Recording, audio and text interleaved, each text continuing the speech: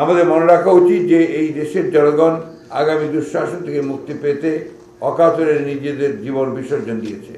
আমরা যেন ভুল নীতিমালা গ্রহণের মাধ্যমে তাদেরকে আবার সেই দুঃশাসনের মধ্যে ফিরিয়ে না নিয়ে যাই। আমরা পূর্বেও বলেছি যে এই অন্তর্বর্তী সরকারকে আমরা সর্বাত্মক সমর্থন ও সহযোগিতা করে যাব। তাই সরকারকে অনুরোধ করছি, আপনার নীতিমালা প্রণয়নে জনগণের কথা সর্বপ্রথম বিবেচনায় নিন।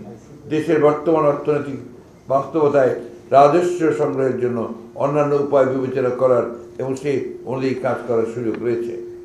আপনারা পরোক্ষ কর না বাড়িয়ে প্রত্যক্ষ কর বাড়ানোর দিকে মনোযোগ দিন, কারণ পরোক্ষ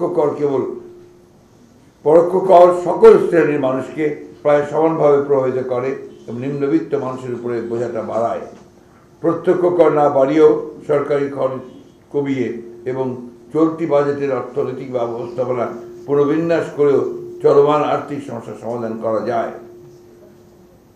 বর্তমান পরিস্থিতিতে সরকারের সর্বপ্রথম নজর দেওয়া উচিত খরচ কমানোর দিকে। আমরা মনে করি সরকার তার উন্নয়ন বাজেট পুনর্বিবেচনা করে অপ্রয়োজনীয় ও আর্থিকভাবে অযৌক্তিক প্রকল্পগুলো বাদ দিলে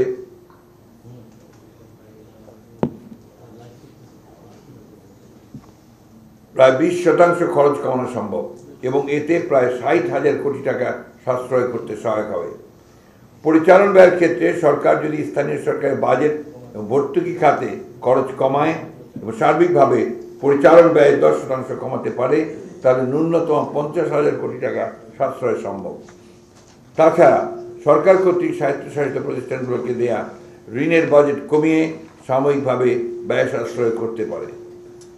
উল্লেখ্য, 2024 থেকে 25 অর্থ বছরে স্বায়ত্তশাসিত প্রতিষ্ঠানগুলোর জন্য 50,875 কোটি টাকা ঋণ বাজেট করা হয়েছিল।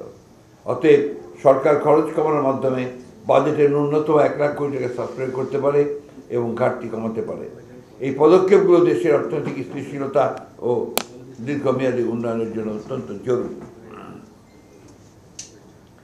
সরকারি খরচ কমানোর এই উদ্যোগগুলো সাধারণ মানুষের উপর করের বোঝা কমাবে এবং অর্থনৈতিক চাপ লাঘব করবে।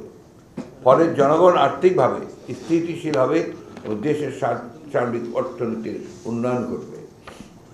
প্রিয় সাংবাদিকবৃন্দ, অপ্রয়োজনীয় ও দুর্নীতিগ্রস্ত মেগা প্রজেক্টের বিপরীতে বরাদ্দকৃত অর্থ আপাতত বন্ধ রেখে বিপুল পরিমাণ অর্থ সাশ্রয় করা সম্ভব।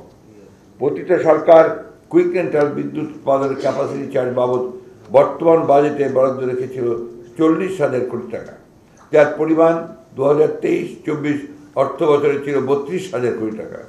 মেয়াদ শেষ হয়ে গেলেও নিজেদের স্বার্থে বছরের পর বছর বাড়ানো হয়েছে এগুলোর মেয়াদ।